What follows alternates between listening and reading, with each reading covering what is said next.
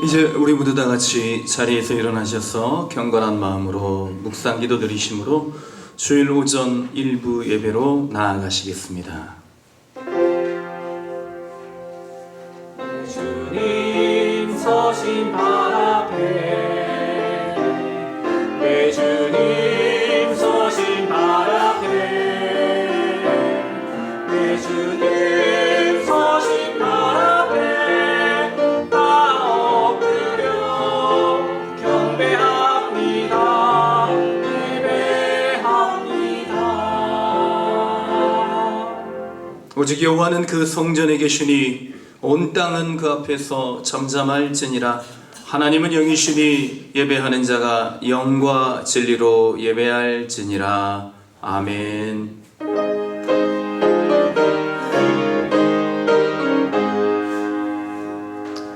만복의 계명 하나님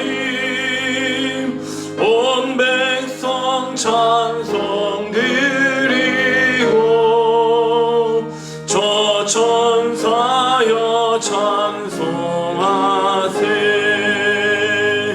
찬송 성부 성자 성령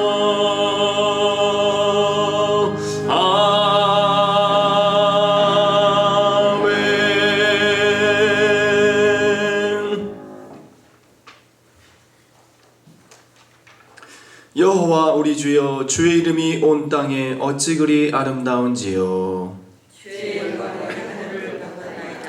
주의 대적으로 말미암아 어린아이들과 젖먹이들의 입으로 권능을 세우시며 주의 손가락으로 만드신 주의 하늘과 사람이 무엇이기에 주께서 그를 생각하시며 그를 하나님보다 조금 못하게 하시고 주의 손으로 만드신 것을 다스리게 하시고 만물을 그의 발 아래에 두셨으니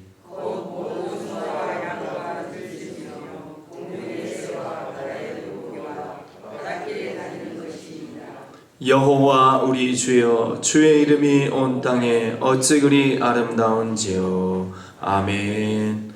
우리 이 시간, 지난 시간을 되돌아보시며 우리 주님께서 우리를 위하여 행하셨던 크고 놀라우신 일들을 인하여 감사하시고 주님의 뜻대로 살지 못하였던 우리의 연약함, 우리의 죄를 인하여서 함께 참회의 기도로 나아가시겠습니다. 다 같이 묵상으로 기도하십니다.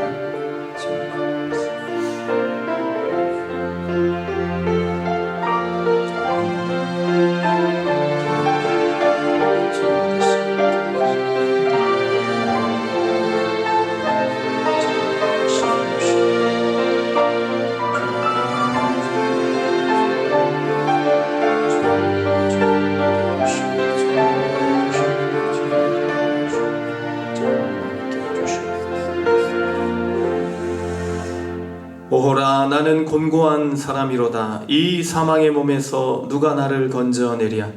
우리 주 예수 그리스도로 말미암아 하나님께 감사하리로다. 그런즉 내 자신이 마음으로는 하나님의 법을, 육신으로는 주의 법을 섬기노라. 그러므로 이제 그리스도 예수 안에 있는 자에게는 결코 정죄함이 없나니 이는 그리스도 예수 안에 있는 생명의 성령의 법이 죄와 사망의 법에서 너를 해방하였음이라. 아멘. 사도신경으로 우리의 신앙을 고백하십니다. 나는 전능하신 아버지 하나님, 천지의 창조주를 믿습니다. 나는 그의 유일하신 아들 우리 주 예수 그리스도를 믿습니다.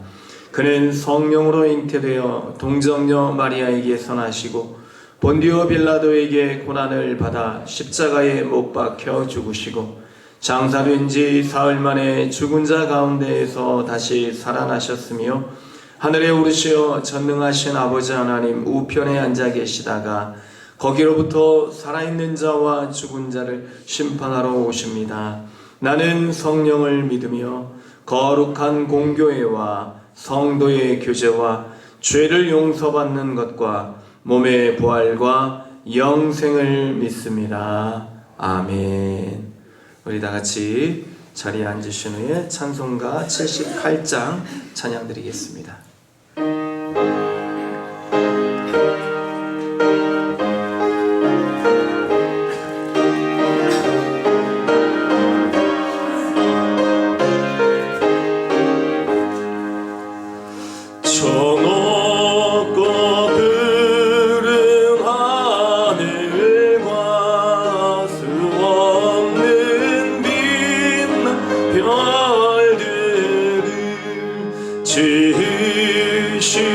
지으시는 창조주 그 솜씨 크고 크셔라 날마다 들은 저 태양 하나님 크신 권능 만 백성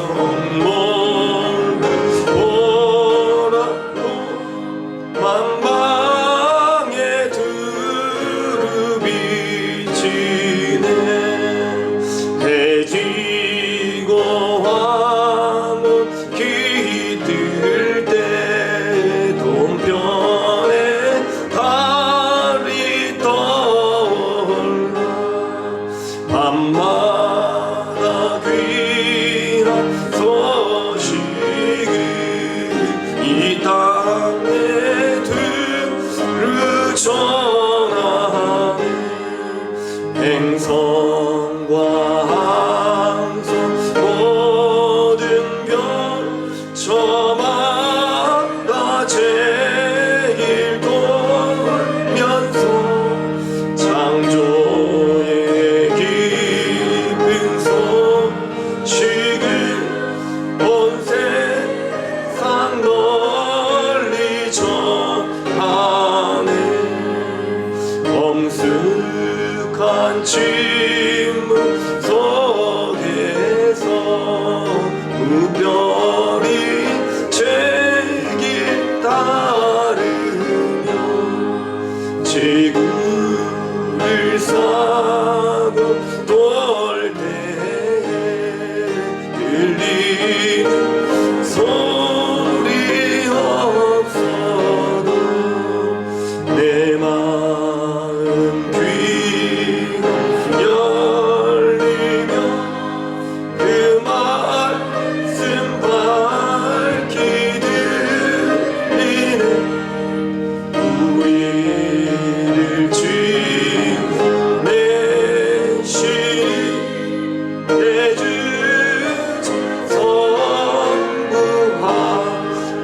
성부하나님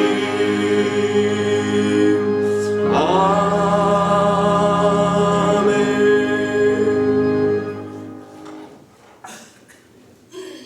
자비하시고 은혜가 풍성하신 하나님 아버지, 귀하고 복된 주일을 맞아서 주님의 백성된 저희를 주의 제단으로 인도하시고 예배로 영광 돌리고 찬양으로 경배드리게 하시니 감사합니다. 하나님 지으신 온 세상이 화사한 장미꽃으로 만발하고 녹음으로 짙게 우거지듯이 저희들의 삶 속에도 근심 걱정은 사라지고 오직 주님 주시는 참 소망과 사랑의 향기만 가득하게 하옵소서. 나의 나된 것, 이 모든 것들이 하나님의 은혜로 고백되어지는 가운데 날마다 주 안에서 평강과 기쁨으로 살아가는 복된 성도들 다 되게 하여 주시옵소서. 거룩하신 주님, 하루하루가 주님의 은혜였음을 고백하면서도 주님의 섭리와 계획에 순종 다하지 못하였고 저희의 소견대로 살 때가 많았음을 이 시간 고백합니다. 저희들 마음속에 완악한 이 모든 것들을 성령의 단비로 깨끗이 씻겨주시고 성령의 인도하심과 도우심 따라 살아가기를 새롭게 다짐하는 참된 믿음으로 채워 주시옵소서. 교회의 머리 되시는 주님, 주님의 몸된 교회를 이곳에 세우시고 세상을 향하여 참 생명의 길로 인도하는 생명 구원의 등대되도록 사명 주심을 감사드립니다. 바라옵기는 우리 교회가 세상 속에서 방황하는 영혼들을 구원하는 구원의 방주 사명 잘 감당할 수 있기 원합니다. 늘 깨어 기도하고 점도에 힘쓰는 온 성도들 다 되게 하여 주시옵소서. 담임 목사님의 교회 비전과 목회 방침에 온 성도들이 순종함으로 발맞추어 나아갈 때 합력하여 선을 이루게 하시고 하늘의 신령한 것들과 이 땅의 기름진 복으로 언제나 어디서나 만사 형통하는 동문교회 그리고 온 성도들 다 되게 하여 주시옵소서. 영원한 구원이 되시는 하나님 아버지, 6월을 시작하며 나라와 민족을 위해 기도합니다. 이 나라를 지키기 위해서 목숨 바쳐 헌신했던 분들의 고귀한 희생과 수고와 눈물까지 후손된 저희들이 가슴 깊이 새기고 기억하게 하옵소서. 또한 일제 강점기에 이어 동족 상잔의 전쟁까지 더해지면서 참혹하게 폐허가 되었던 저희를 하나님의 백성으로 택하여 주시고 한강의 기적을 거쳐서 마침내 세계 10위권의 경제대국으로 세워주심을 감사드립니다. 특별히 선교의 대국으로 세계 열방 가운데 우뚝 서게 하신 하나님을 찬양합니다. 간과하옵기는 세세토록 이 민족이 영광과 축복을 누리기에 부족함 없는 깨끗한 그릇으로 쓰임받게 하옵소서. 믿음의 후손된 저희들이 말씀과 기도로 잘 무장하여서 그들이 흘린 수고가 헛되지 않도록 이 나라를 잘 갖고 나가게 하시고 선교 대국의 영광을 대대손손 후손들에게까지 잘 물려줄 수 있도록 인도하시고 축복하여 주시옵소서. 사랑의 주님, 이 시간 예배 가운데 아름다운 찬성으로 하나님께 영광 돌리는 호산나 찬양대의 찬양을 기뻐 받아 주시옵소서.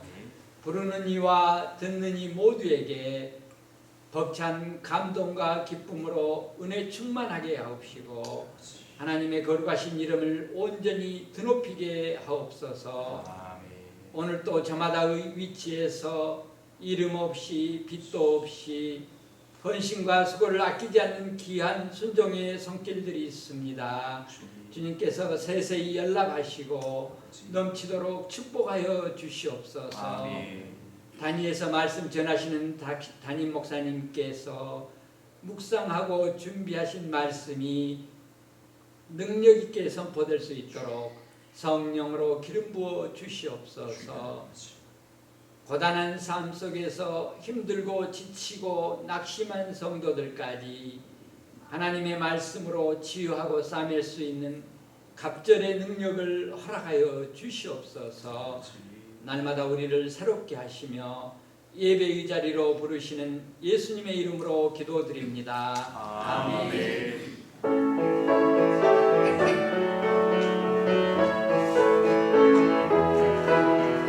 내가 깊은 곳에서 주께 불러 아뢰니 주여 나의 기도를 들어주소서.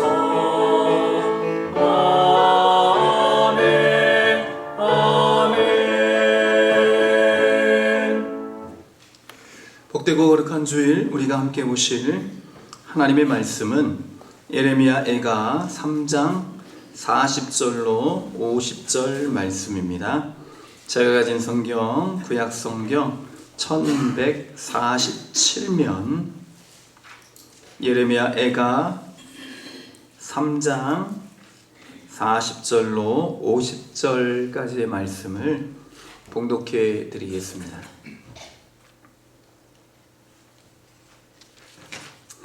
우리가 스스로 우리의 행위들을 조사하고 여호와께로 돌아가자. 우리의 마음과 손을 아울러 하늘에 계신 하나님께 들자. 우리의 범죄함과 우리의 반역함을 주께서 사하지 아니하시고 진노로 자신을 가리시고 우리를 추격하시며 죽이시고 긍휼을 베풀지 아니하셨나이다. 주께서 구름으로 자신을 가리사 기도가 상달되지 못하게 하시고 우리를 문나라 가운데에서 쓰레기와 폐물로 삼으셨으므로 우리의 모든 원수들이 우리를 향하여 그들의 입을 크게 벌렸나이다. 두려움과 함정과 파멸과 멸망이 우리에게 임하였도다. 딸 내 백성의 파멸로 말미암아 내 눈에는 눈물이 시내처럼 흐르도다. 내 눈에 흐르는 눈물이 그치지 아니하고 쉬지 아니하며 여호와께서 하늘에서 살피시고 돌아보실 때까지니라. 아멘.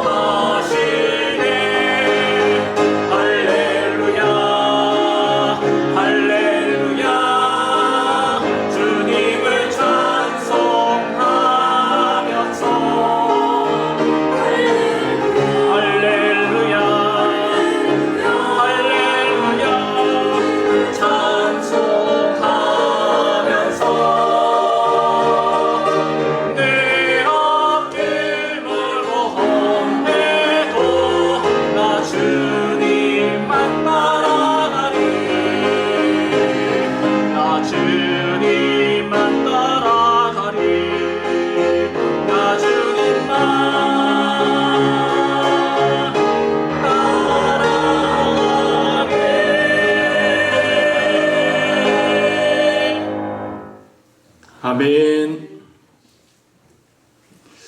예레미야 예가는 예루살렘이 무너진 BC 586년 눈물의 선지자 예레미야가 그 참상을 목도하고 지은 조가 또는 비탄시라고 할 수 있습니다. 이스라엘 멸망의 원인은 한마디로 공의와 정의가 무너졌기 때문입니다. 공의란 곧 하나님과의 관계를 말합니다. 하나님과의 관계가 무너졌습니다. 이스라엘 백성들은 하나님보다 우상을 더 의지했습니다. 이스라엘 백성들은 하나님보다 강대국을 더 의지했습니다. 하나님보다 자신들이 지은 성전과 자신들이 보관하고 있는 법궤, 이것을 더 의지했습니다. 공의가 무너지는 것은 눈에 보이지 않는 하나님보다 눈에 보이는 것들을 더 많이 의지하기 때문입니다. 또한 이스라엘 백성들에게는 정의가 무너졌습니다. 모범을 보여야 할 이스라엘의 지도자들이 앞장서서 불의를 저질렀습니다. 힘 있는 사람들은 자신의 힘을 과시하여 약한 사람들에게 피해를 끼칩니다. 자신들이 돌봐야 할 사회적 약자들을 불법으로 착취하고 포탈합니다. 하나님께서는 이스라엘 백성들을 심판하실 수밖에 없습니다. 그러나 이스라엘 백성들을 심판하시기 전 하나님께서는 끊임없이 그 종 선지자들을 보내셔서 이스라엘 백성들이 돌아오도록 회개할 수 있는 기회를 주셨습니다. 그러나 끝끝내 이스라엘 백성들은 하나님을 떠나서 자신들이 믿고 의지하는 우상들, 강대국에게로 갔습니다. 하나님께서는 그러나 이러한 강대국을 통하여서 이스라엘과 북이스라엘과 남유다를 심판하십니다. 사랑하는 성도 여러분, 하나님보다 더 사랑하는 것이 나중에는 올무가 되고 심판의 도구가 됨을 우리는 반드시 알아야 될 줄로 믿습니다. 북이스라엘과 남유다는 강대국인 아수르를 사랑하였습니다. 그러나 이 아수르는 BC 722년 자신들을 의지했던 북이스라엘을 무력으로 멸망시키는 것입니다. 남유다 히스기야 왕으로부터 남유다는 바벨론을 사랑했습니다. 하나님께서는 히스기야 왕에게 노하셨고 훗날 이 바벨론은 남유다를 멸망시키는 것입니다. 비록 예레미야는 하나님의 말씀을 정직하게 전하면서 유다의 멸망을 예견하고 그렇게 백성들로 하여금 헛된 노력을 하지 말도록 권면하였지만 그리하여서 자기가 깊은 구덩이에 빠져서 죽을 고비까지 넘겼지만 그러나 이러한 모든 일들을 예견하였음에도 불구하고 이스라엘 백성들의 그 전쟁의 참상을 목도하고 너무나 마음이 아파서 오늘 이 멸망 후에 예레미야 애가라는 조가를 지어서 한탄하고 하나님께 자신의 눈물의 기도를 올려드리고 있는 것입니다. 오늘 예레미야가 우리에게 주시는 예레미야 선지자를 통해서 우리에게 주시는 하나님의 교훈을 우리는 마음속에 새겨야 될 줄로 믿습니다. 혹 우리의 삶 속에 하나님과의 관계, 공의, 그리고 사람들과의 관계, 정의가 무너져 있지는 않은지, 우리 그리스도인들로부터, 우리 교회로부터 이러한 공의와 정의가 바로 세워지고 이 나라가 공의와 정의 위에 바로 세워진 나라가 될 때 우리는 멸망을 예견하는 나라가 아니라 전쟁을 예측하는 나라가 아니라 평화와 하나님 주시는 복과 은혜를 노래하는 우리의 삶이 되게 될 줄로 믿습니다. 오늘 말씀을 통해서 우리는 이러한 이스라엘 백성들이 겪었던 시행착오를 거치지 아니하고 오직 평탄한 믿음의 길로 나아가는 그러한 복된 시간이 될 수 있기를 먼저 주님의 이름으로 축원을 드립니다. 오늘 말씀을 통해서 우리에게 주시는 교훈은 첫 번째, 고난과 슬픔 앞에서 스스로 우리의 행위들을 조사하고 여호와께 돌아가야 합니다. 40절 말씀을 보시면 우리가 스스로 우리의 행위들을 조사하고 여호와께로 돌아가자. 41절, 우리의 마음과 손을 아울러 하늘에 계신 하나님께 들자. 하나님께서 우리에게 고난을 주시는, 슬픔을 주시는 이유가 있습니다. 바로 하나님께 돌아오게 하시려는 하나님의 권면의 사랑의 메시지인 것입니다. 어느 날 C.S. 루이스에게 한 사람이 찾아와서 묻습니다. 왜 인간에게 고난이 반드시 있어야 합니까? 왜 슬픔이 우리에게는 언제나 떠나지 않는 것입니까? 라고 물었습니다. 그러자 C.S. 루이스는 이렇게 대답했습니다. 그렇지 않아도 타락한 인간이 고난마저 없다면 얼마나 교만하겠는가? 인간이 고난이 있기 전에는 하나님께 귀를 기울이지 않는다는 것이지요. 고난마저 없다면 우리 인간들은 더 죄를 범하고 교만하게 될 것입니다. 자기들이 세상의 주인인 양 착각하고 살아가게 될 것입니다. 고난이 있기 때문에 하나님을 찾고 하나님을 생각하며 하나님께 나아오게 되는 것입니다. 고난은 힘들고 어렵습니다. 고난을 좋아하는 사람은 아무도 없습니다. 그러나 고난은 우리를 온전하게 하며 굳건하게 하고 강하게 하고 털을 견고하게 하는 것입니다. 고난을 통하여서만 경험할 수 있는 은혜가 있습니다. 고난의 광야, 바다를 통과하면서 얻어지는 더 놀라운 복이 있다는 것입니다. 이러한 고난의 유익이 있기에 고난을 하나님의 참된 은혜라고 우리 그리스도인들은 말할 수 있습니다. 하나님께서는 고난을 통해 우리를 하나님께로 돌이키십니다. 잠깐 동안 슬픔을 주시지만 슬픔 대신 찬송을, 죄 대신 화관을 우리에게 주시는 분이 하나님이신 줄로 믿습니다. 세상 사람들은 슬픔을 운명이라 그렇게 여기고 살아갑니다. 정호승이라는 분이 계시지요. 시인입니다. 이분이 요즘 이제 발간한 책 중에 슬픔이 택배로 왔다라는 그런 책이 있습니다. 그리고 이제 그 중에 시가 이제 이러한 시인데요. 슬픔이 택배로 왔다. 제목이 그렇습니다. 슬픔이 택배로 왔다. 누가 보냈는지 모른다. 보낸 사람 이름도 주소도 적혀 있지 않다. 서둘러 슬픔의 박스와 포장지를 벗긴다. 벗겨도 슬픔이 나오지 않는다. 누가 보낸 슬픔의 제품이길래, 얼마나 아름다운 슬픔이길래 사랑을 잃고 두 눈이 멀어 겨우 밥이나 먹고 사는 나에게 배송되어 왔다. 그러니까 이 슬픔을 알려고 하지만 이 슬픔의 본질을 알 수가 없다는 거예요. 슬프기는 한데 왜 슬픈지 알지 못한다는 거예요. 그래서 이 정호승이라는 시인은요, 어머니로부터 이러한 감수성을 이제 유전자로 받았습니다. 그래서 이 어머니가요, 시인이셨는데 뭐 시인으로 등단한 건 아니고 이 정호승이라는 시인을 기를 때 이렇게 얘기를 했다고 합니다. 자주 이렇게 얘기를 했는데 이 어머니가요, 부뚜막에서 시를 썼어요. 어디다 썼냐면 가계부에다 썼다는 거예요. 예전에는 이런 어떤 기회가 여인들에게 예전에는 주어지지 않았기 때문에 이와 같이 이제 자신의 처한 환경 속에서 시를 쓰곤 했는데, 부뚜막에서 시를 쓰면서 어느 때 시를 썼냐면 슬플 때 시를 썼다는 거예요. 슬플 때. 그래서 이 아들 정호승에게 항상 이렇게 이야기를 했다고 합니다. 호승아, 시는 언제 쓰냐면 슬플 때 쓰는 거야. 그래서 이 정호승이라는 시인은요, 슬플 때 이렇게 시를 많이 썼다고 합니다. 그래서 이 슬픔은 운명과도 같은 것이고 언제나 부지불식간에 반드시 찾아오는 것이 슬픔이다. 그래서 슬픔이 택배로 왔다. 누가 보냈는지는 모르지만 벗겨도 이 슬픔의 본질을 알 수 없는데 겨우 밥이나 먹고 그렇게 먹고 사는 나에게 배송되어 왔다. 이 슬픔이 왜 나에게 배송되어 왔나? 오늘 이 시인의 시를 보면서 저는 한 가지 생각을 해보았습니다. 우리는 슬플 때 뭘 해야 됩니까? 기도해야 됩니다. 하나님께 시를 올려드려야 돼요. 슬플 때 시를 쓰는 시인이 있다면 우리는 슬플 때 기도해야 될 줄로 믿습니다. 하나님께 시를 써 올려드려야 되죠. 그것은 바로 기도입니다. 슬픔을 희망으로 승화시키는 기도. 하나님도 큰 슬픔이 있으셨습니다. 십자가라는 슬픔이 있으셨어요. 독생자 아들을 십자가의 제물로, 모든 인류의 죄를 속하기 위한 그 제물로 죽이시는 하나님, 그 아버지의 마음, 그 슬픔이 있으셨어요. 예수님도 슬픔이 있으셨습니다. 한탄하셨어요. 예루살렘 성을 보시고 나사로를 보고 우셨어요. 겟세마네 동산에서 십자가를 앞에 두시고 심한 통곡과 눈물로 기도하셨습니다.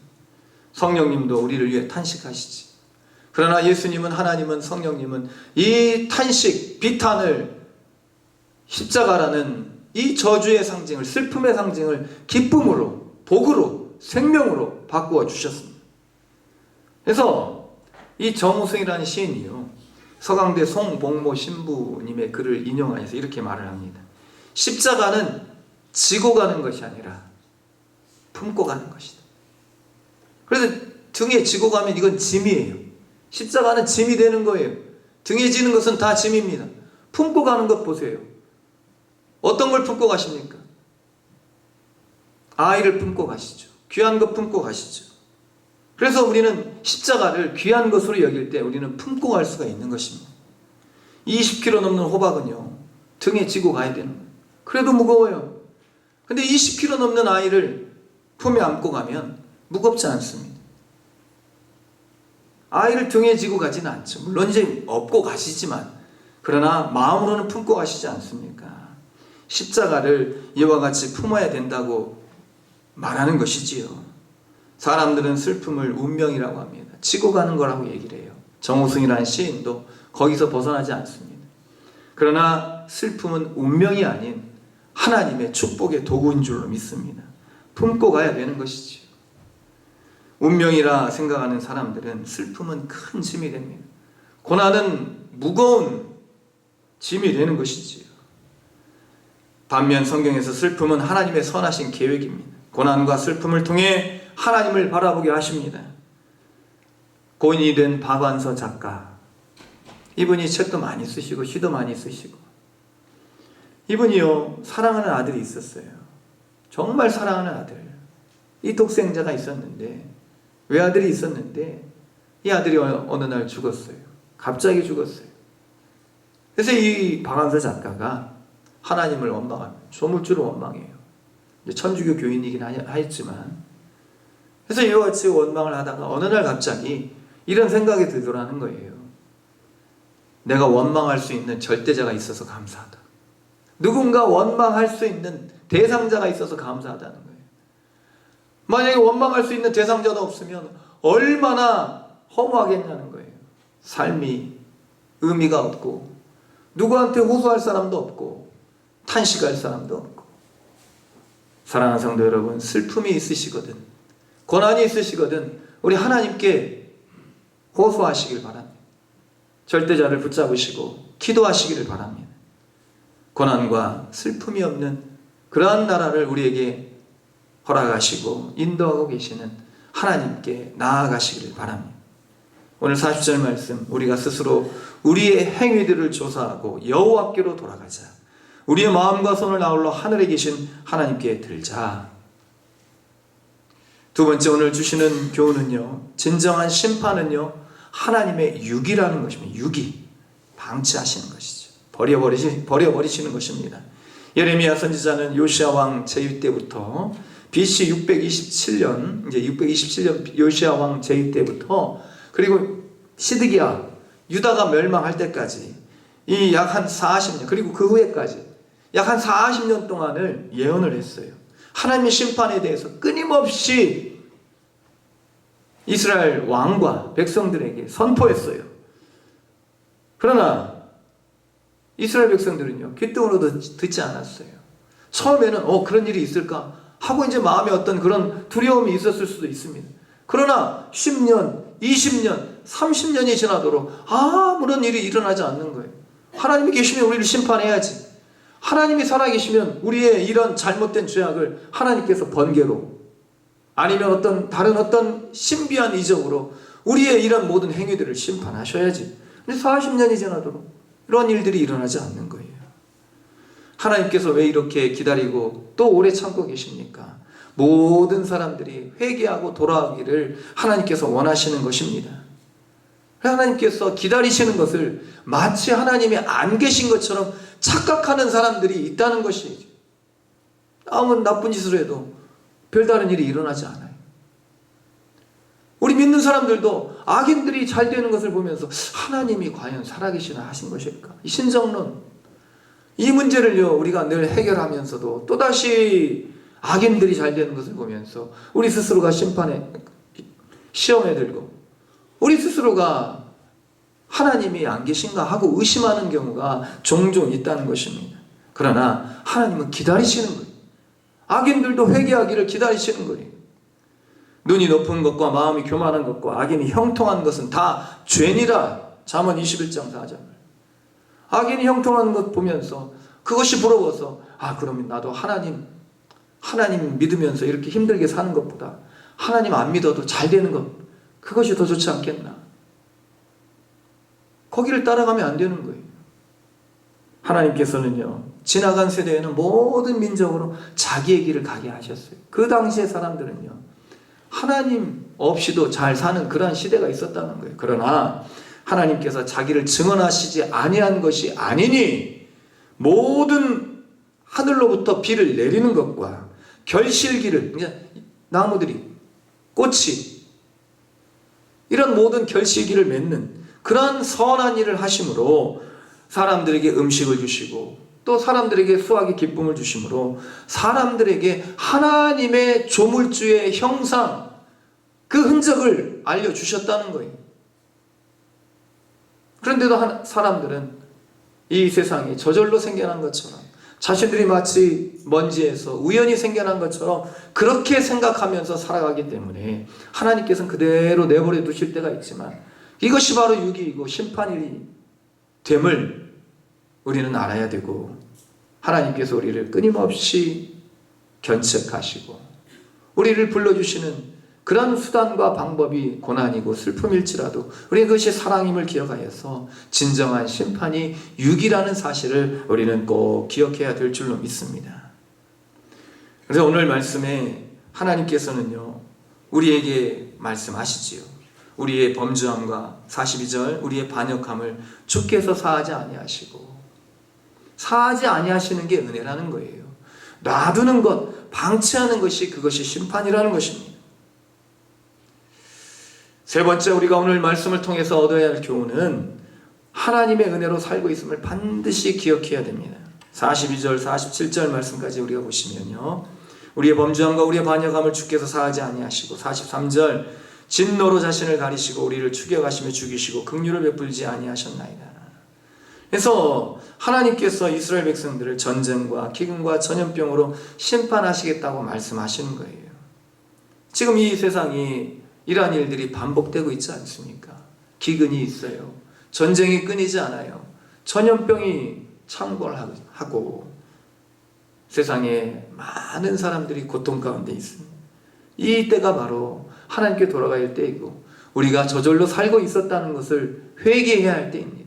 하나님의 은혜가 없으면 살 수 없는 우리 인간임을 하나님은 우리에게 알려주시고 계시는 것입니다. 자신을 가리시고 우리를 추격하시고 죽이시고 긍휼을 베풀지 아니하셨다.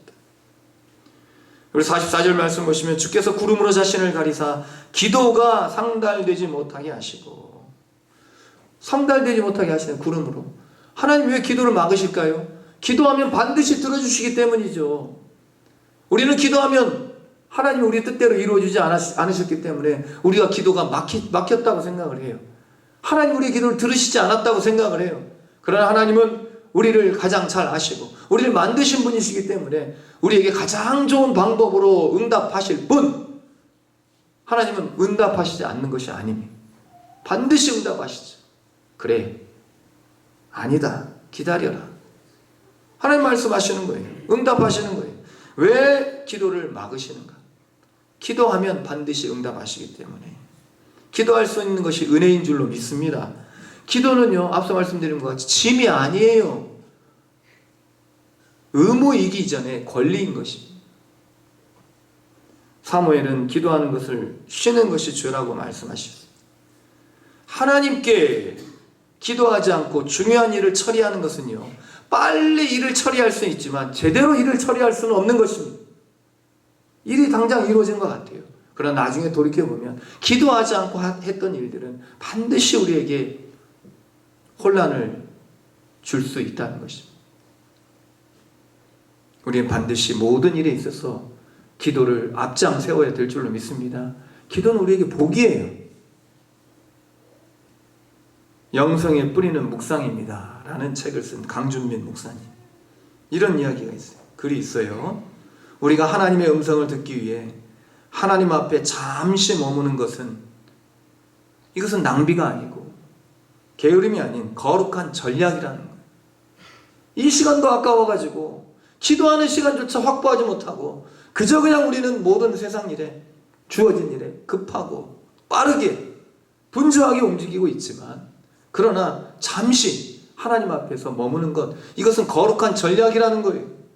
도대체 무엇이 그렇게 바쁘셔서 하나님 앞에 기도할 수 있는 시간조차 없는 것이지요. 바쁠수록 우리는 더 기도해야 될 줄로 믿습니다. 그래서 이 잠잠히 하나님 앞에 머무를 때에 가장 적절한 시간에 사명을 완수할 수 있는 지혜를 주신다는 거예요. 우리 전도서 말씀 아시죠? 이게 나를 갈지 않으면요, 무디어져서 일이 더 힘들게 되는 거예요. 기도는 나를 가는 것입니다. 벌목꾼들이요, 나무를 베는데 어떤 벌목꾼은 하루 종일 일을 했는데도 나무를 몇 개 쓰러뜨리지 못했어요.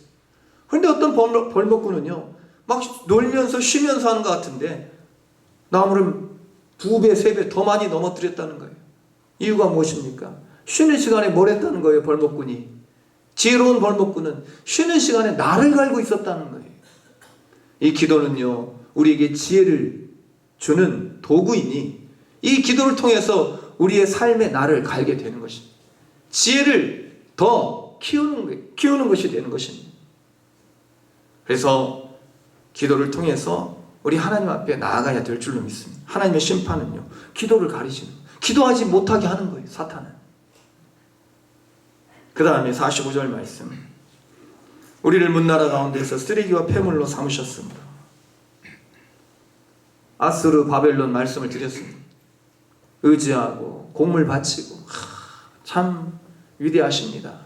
그렇게 그 나라를 섬겼건만 나중에는요, 아수르와 바벨론이 이스라엘과 북이스라엘과 남유다를 멸망시키는 거예요. 우리 교회가요, 하나님만을 높여야 될 줄로 믿습니다. 하나님만을 자랑해야 될 줄로 믿습니다. 그렇지 않으면요, 교회가 다른 것을 자랑하면 그것들로 인해서 교회가 낭패를 당하게 되는 것입니다. 그것들로 인해서 쓰레기와 폐물 취급당하게 되는 것이죠. 우리 그리스도인들이요, 하나님을 믿는 사람들이 정직하게 하나님 앞에서 하나님을 높이고 하나님 중심으로 살지 않으면요, 다른 것들로 인해서 쓰레기와 폐물 취급당할 수가 있다는 것입니다. 교회 다니는 사람이. 우리는 세상이 감당 못할 그런 사람들입니다. 그런 존재예요. 그런데 세상 사람들로부터 조롱이나 당하고 쓰레기와 폐물 취급당하면 되겠습니다. 물론 직접 대면하고 그러지는 않죠. 겉으로 그렇게 나타내지는 않죠. 그러나 속으로는 교회 다닌다면서 그렇게 취급할 수가 있다는 것이죠. 하나님께서 우리를 그런 취급당하시지 않도록 부르실 때에 하나님 앞에 우리가 나아가야 될 줄로 믿습니다. 하나님 중심으로 살아가야 될 줄로 믿습니다. 그리고 마지막으로 하나님은요, 결코 사랑하는 자녀들을 포기하지 않으십니다. 우리의 원수들이 우리를 향하여 크게 입을 벌렸고 두려움과 함정과 파멸과 멸망이 우리에게 임하였을지라도 딸 내 백성이 48절 파멸로 말미암아 내 눈에는 눈물이 시내처럼 흐르도다. 49절 내 눈에 흐르는 눈물이 그치지 아니하고 쉬지 아니하며 어느 때까지? 50절 여호와께서 하늘에서 살피시고 돌아보실 때까지니라. 하나님 우리를 잠시 힘들게 하시지만, 슬픔을 겪게 하시지만 이 기쁨이 변하여 찬송이 춤이 되게 하시는 그런 하나님이신 줄로 믿습니다. 예레미야는요, 이 말씀을 전하다가, 하나님 말씀, 심판의 말씀을 전하다가 큰 웅덩이에 갇히기도 하고 죽을 고비도 넘겼지만 하나님을 끝까지 포기하지 않고 백성들을 끝까지 사랑함으로 이 백성들을 바라보면서 눈물이 마르지 않는 거예요. 오늘 장로님도 기도하셨지만 호국보훈에 우리가 이 나라를 바라보면서 기도하지 않는다면 우리는 하나님의 백성이라고 할 수가 없습니다. 하나님은요, 공의와 정의를 사랑하시는 분입니다. 하나님의 나라가 이 땅 가운데 세워지고 백성들이 하나님만을 섬기는 그런 나라 되게 해달라고 기도해야 될 줄로 믿습니다. 모든 사람들이 가진 자와 가지지 못한 자, 힘 있는 자와 힘 없는 자가 똑같이 그와 같이 평등한, 그래서 높은 것은 낮아지고 낮은 것은 도두어진 그런 평탄한 주님이 오실 길을 예비하는 나라가 되기 위하여서 우리 그리스도인들은 기도해야 될 줄로 믿습니다. 마르틴 니멜로 목사님 예전에 말씀을 드렸습니다. 이제 이 나치가 다스리고 있던 시대에 개신교 목사님이셨어요. 이분이 이런 시를 쓰지 않았습니까? 처음에 그들이 왔을 때, 이 나치가요, 히틀러의 이제 추종자들이 왔을 때 이제 잡아가는 거예요, 사람들을. 처음에는요, 공산주의자를 잡아. 히틀러가 그렇게 이 공산주의를 미워했다는 거 아니겠습니까? 자기는 더 악한 짓을 했으면서. 나치가 공산주의자를 잡으러 왔을 때 나는 침묵했다. 나는 공산주의자가 아니었으므로. 나치가 사회주의자를 잡으러 왔을 때 나는 침묵했다. 나는 사회주의자가 아니므로. 나치가 조합원들, 이제 노동운동하는 사람들, 이런 노동운동하는 사람들 잡으러 왔을 때 나는 침묵했다. 나는 조합원이 아니기 때문에, 노동조합원이 아니기 때문에. 나치가 유대인들을 잡으러 왔을 때 나는 침묵해. 나는 유대인 아니기 때문에. 나치가 캐톨릭 교인을 잡으러 왔을 때 나는 침묵했다. 나는 뭐가 아니기 때문에. 나는 가톨릭 교인 아니기 때문에. 그런데 나치가 나를 잡으러 왔을 때 아무도 나를 위해 막아주는 사람이 없었다. 이 나라를 몸으로, 피로 그렇게 독재와 억압에 항거하여 맞섰던 사람들, 그분들이 있었기에 오늘 우리가 이와 같이 참으로 자유와 또 평화 가운데에서 하나님을 마음껏 섬기는 그러한 은혜를, 혜택을 누리고 있는 줄로 믿습니다. 이유도 없이, 타인 없이 자신이 없는 거예요. 우리 그리스도인들, 보네포 목사님이 말씀하신 대로 우리 그리스도인들은요, 타인을 위한 존재, 타인을 위한 존재. 그래서 이 보네포 목사님이 히틀러를 암살하려는 그런 운동을 하다가 잡히셔서 교수형 당하시지 않습니까? 자신에게 해가 되지 않는다고 사회의 불의와 이웃의 슬픔과 재난에 침묵한다면 눈물 흘릴 수 없는 그런 강팍한 마음이 있다면 결국 내 차례가 되었을 때 도와줄 사람은 아무도 없는 것입니다. 이유 없는 재난 가운데 죽어가는 그러한 사람들, 학생들, 젊은이들, 그 사람들이 죄가 많아서 죽은 것이 아니에요.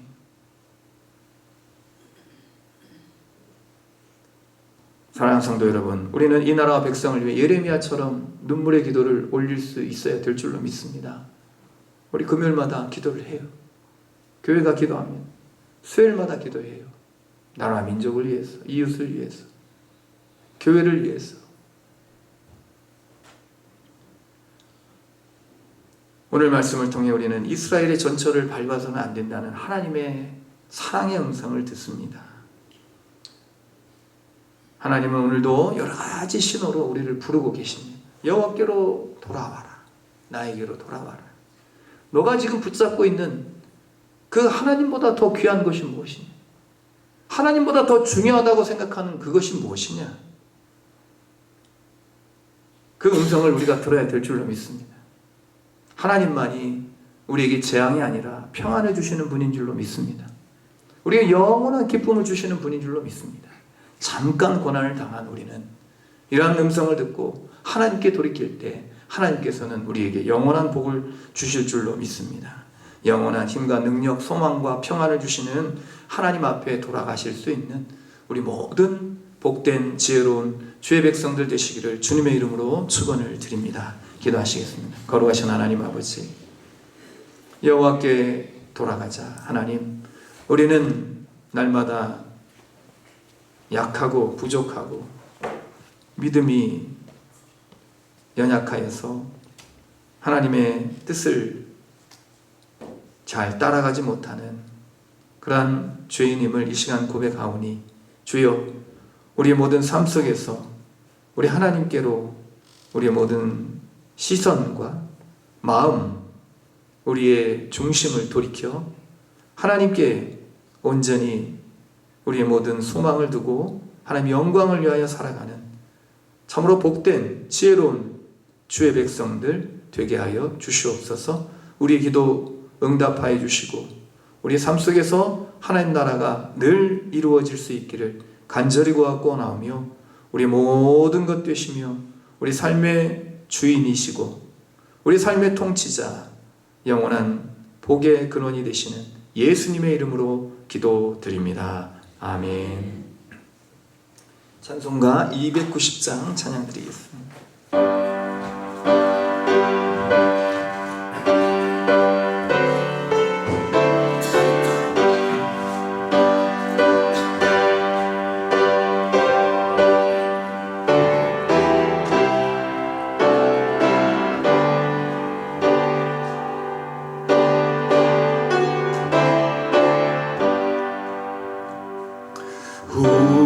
우리는 주님을 늘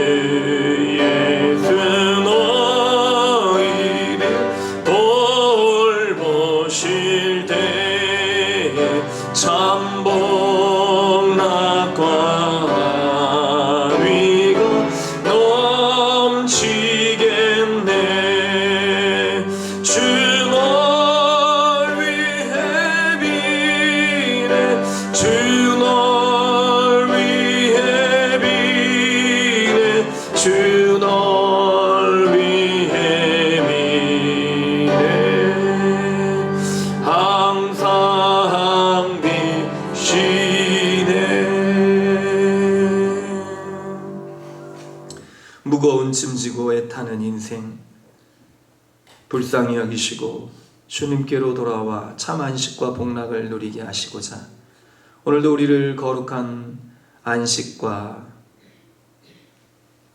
은혜의 자리로 불러주심을 감사를 드립니다.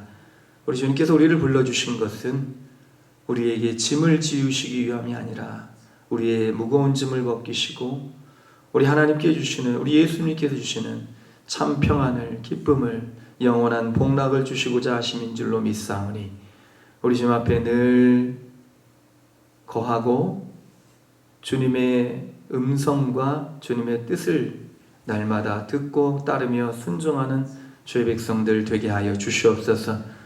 우리의 모든 것이 주님께로 말미암고 주께로 돌아감을 고백하며 주께 드리는 예물을 주님 기뻐 받아주시고 이 예물이 쓰여지는 곳에 하나님 나라와 영광 나타나게 하여 주시옵소서. 주의 몸된 전이 든든히 서가는 귀한 예물이 되게 하여 주시옵소서.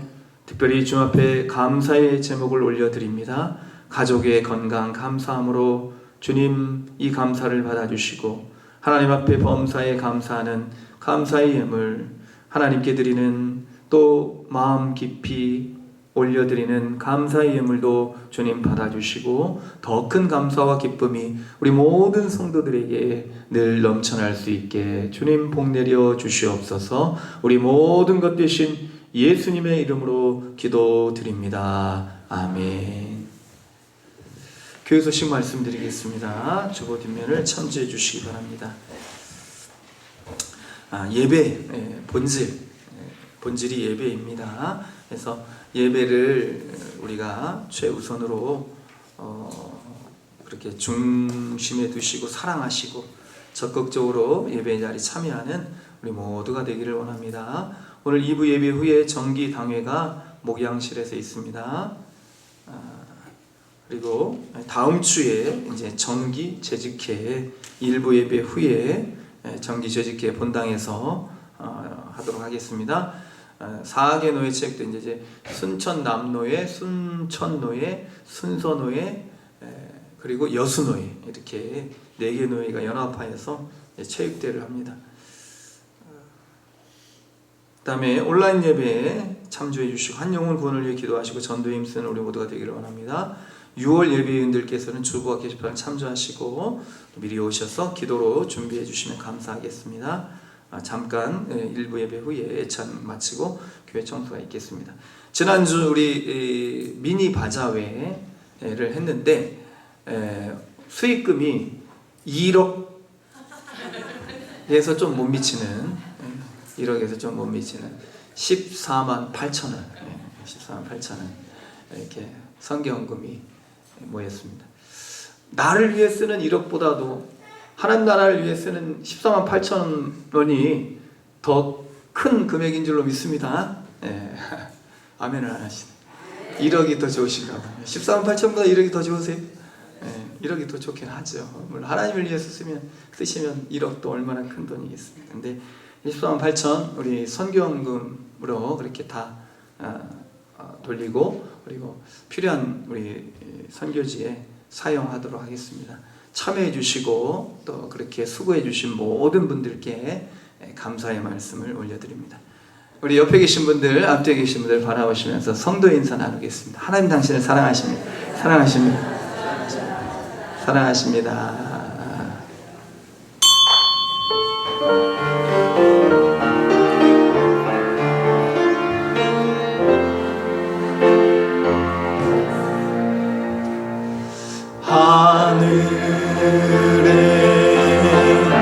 계신 아버지 이름 거룩하사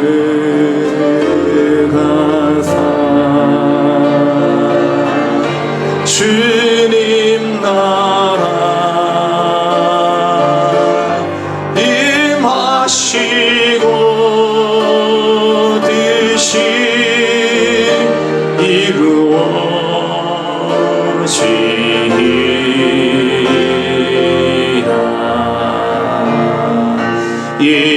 일용할 양식 주시고 우리들의 큰 죄 다 용서하시고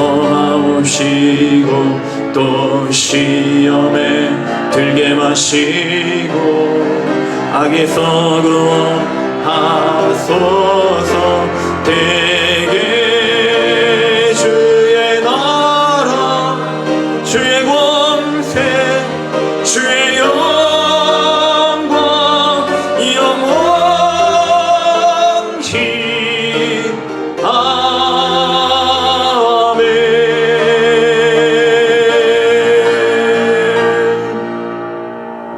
이제는 우리 주 예수 그리스도의 크신 은혜와 하나님 아버지의 극진하신 사랑하심과 성령님의 감동감화 충만 교통하심의 역사가 비록 슬픔과 고난이 우리에게 찾아올지라도 이러한 어려움 속에 고난 속에서 들려주시는 하나님의 사랑의 음성을 듣고 슬픔을 찬송으로, 죄를 화관으로 바꾸어가는 믿음의 놀라운 능력을 하나님 아버지 앞에서 나타내고 증거하기를 다짐하며 오늘 이 귀한 성전에서 예배를 올려드린 사랑하는 주의 백성들, 그 믿음의 결단과 또 주어진 이 땅에서의 삶 위에, 또 우리 모든 환우들 위에, 이 나라 이민족 위에